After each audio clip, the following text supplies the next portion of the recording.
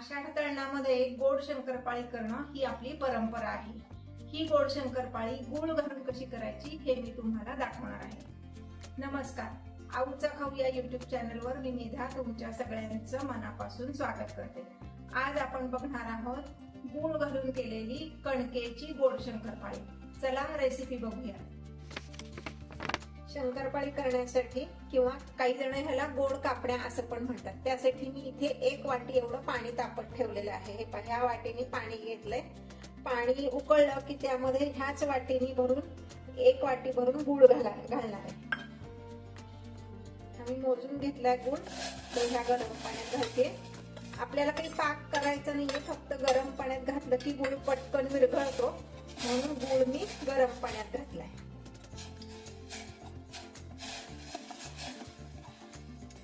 सतत हलवत हा गुळ आपण विरघळवून घेणार आहोत। इथे मी ऑर्गॅनिक गुळ वापरलाय, त्यामुळे त्याचा रंग काळा दिसतोय। तुमच्याकडे पिवळा गुळ मिळाला तर तुम्ही वापरू शकता। हे पाहता, ह्याला उकळी आली, मी गॅस बंद करते। सगळा गुळ व्यवस्थित विरघळलाय। आता गॅस बंद केल्यानंतर मी ह्यामध्ये बारीक रवा घालणार आहे। ज्या वाटीने गुळ मोजून घेतला त्याच वाटीने अर्धी वाटी एवढा बारीक रवा ह्यामध्ये घालणार आहे मी।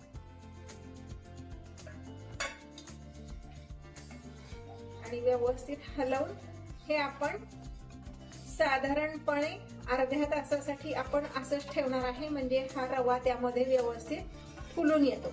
आता हे मी झाकून जरा दुसरीकडे ठेवते आणि पुढची प्रोसेस करायला आपण घेणार आहोत। आता ज्या वाटीने मी गुळ मोजून घेतला होता त्याच वाटीने 2 वाट्या एवढं गव्हाचं पीठ घेतलंय आणि अर्धी वाटी एवढं डाळीचं पीठ घ्यायचंय। आता ह्याच्यावर आपल्याला मोहन घालायचंय, त्यासाठी मी गॅसवर एक कढई तापत ठेवली आहे। आता इथे कढई मी आधी व्यवस्थित तापवून घेतलीये। गॅस बंद करणार आहे आणि मग त्यामध्ये 3 टेबलस्पून एवढं तूप घालणार आहे।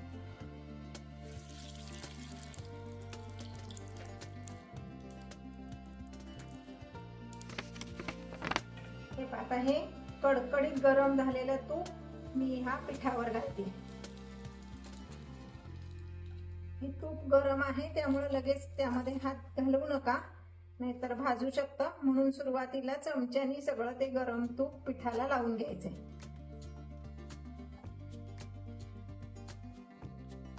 आता हे बऱ्यापैकी कोमट झालंय।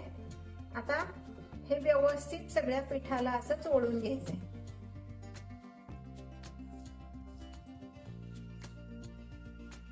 ते तूप सगळ्या पिठाला व्यवस्थित लागलेलं आहे। कसं ओळखायचं, तर आपण जर त्याचा असा हातात मुटका केला तर त्याचा मुटका झाला पाहिजे असा, म्हणजे हे मोहन घातलेलं जे प्रमाण आहे ते सुद्धा अगदी परफेक्ट आहे। आता ह्यामध्ये मी घालणार आहे चवीपुरतं मीठ, म्हणजे अगदी पाव चमचा एवढं मीठ घालायचंय। आपण गोड पदार्थ करतोय त्यामुळे वेलची जायफळ पूड भरपूर घालायची, साधारण अर्धा चमचा एवढी वेलची जायफळ पूड घातली। आता पुन्हा हे एकदा हे व्यवस्थित मिक्स करून घ्यायचंय।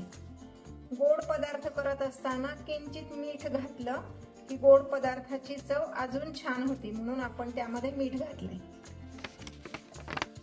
हे पहा, आपण जे गुळाचं पाणी केलं होतं आणि त्यामध्ये रवा घालून ठेवला होता, तो रवा त्यात व्यवस्थित भिजलाय। हे गार पण झालंय व्यवस्थित। आता हे मी त्या पिठामध्ये, ज्यामध्ये आपण मोहन घातलं होतं, त्यात हे मी घालून ह्यात ते सगळं भिजवून घेणार आहे।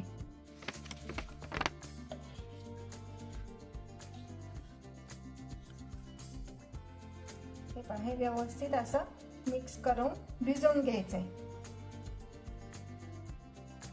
हे पहा, हे आपलं व्यवस्थित भिजलेलं आहे। हे इतपतच घट्ट पाहिजे आपल्याला, यात अजिबात नंतर पाणी घालायचं नाहीये।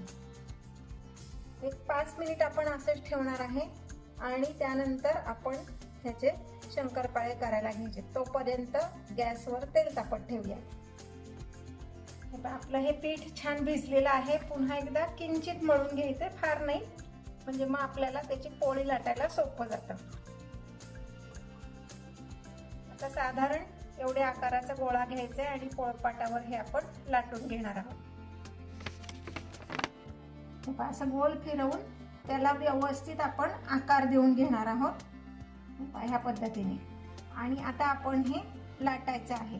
तुम्हाला जर असं वाटलं की थोडंसं पीठ गरजेचं आहे लाटताना तर तुम्ही किंचित गव्हाचं पीठ भुरभुरू शकता ह्याच्यावर, जास्ती नाही, फक्त पोळपाटाला चिकटू नाही एवढंच.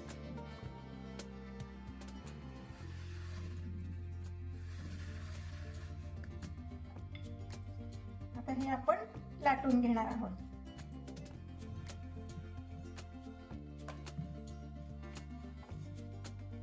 फार पातळ लाटायचं नाहीये आणि फार जाड पण ठेवायचं नाहीये, इतपत हे लाटून घ्यायचंय. आता हे आपण शंकरपाळी आकार देऊन घेऊया. आपली जी करंजीची चिरणी असते त्यांनी आपण ह्याला आकार द्यायचा आहे. तुमच्या आवडीनुसार तुम्ही चौकोनी किंवा डायमंड शेप मध्ये कसंही देऊ शकता.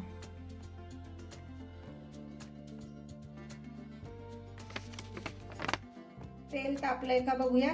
एक किंचित पिठाचा कण टाकून बघायचा, तो लगेच वर आला की समजायचं तेल तापलेलं आहे. एक छोटीशी ट्रिक सांगते.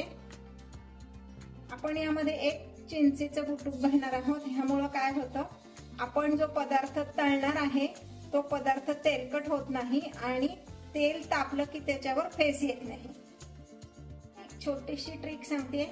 शंकरपाळी जेव्हा आपण तेलात घालणार आहे तर एक एक घालत बसलं तर अंगावर पण उडण्याची शक्यता असते आणि वेळ पण खूप जातो. म्हणून अशी एक जाळीवाला जो आपला झारा येतो त्यात सगळ्या शंकरपाळ्या घ्यायच्या आणि ते ह्यामध्ये बुडवायचं. त्या तळायला आपण लागलं की त्या आपोआप सगळ्या सुट्ट्या होतात. हे पहा, बघितलं, सगळ्या व्यवस्थित सुट्ट्या झालेल्या आहेत. मंद गॅसवर आपण ह्या तळून घेणार आहोत. गॅस मोठा ठेवून जर तुम्ही ह्या शंकरपाळ्या तळल्या तर वर्ण करपतील आणि आतमध्ये कच्च्या राहतील. म्हणून मंद गॅसवर किंवा फार फार तर मीडियम फ्लेमवर आपण ह्या तळून घेणार आहोत. साधारण तांबूस रंग येईपर्यंत आपल्याला ह्या तळून घ्यायच्या. हे तळून झाल्या हे कसं ओळखायचं, तर आता हे जे ह्याला बुडबुडे येत आहेत, हे बुडबुडे यायचं बंद झालं की हे आपल्या तळून झाल्या असं समजायचं. आता ह्याचा रंग बदललाय. मी हे काढून घेतेय कारण तेलातनं बाहेर काढल्यानंतर सुद्धा त्याची तळण्याची प्रोसिजर बऱ्याचदा चालू राहते आणि मग ते करपतात. त्यामुळे आता आपण हे एका चाळणीत मी काढून घेते. हे पाही, आपली शंकरपाळी तयार आहेत सर्विंगसाठी.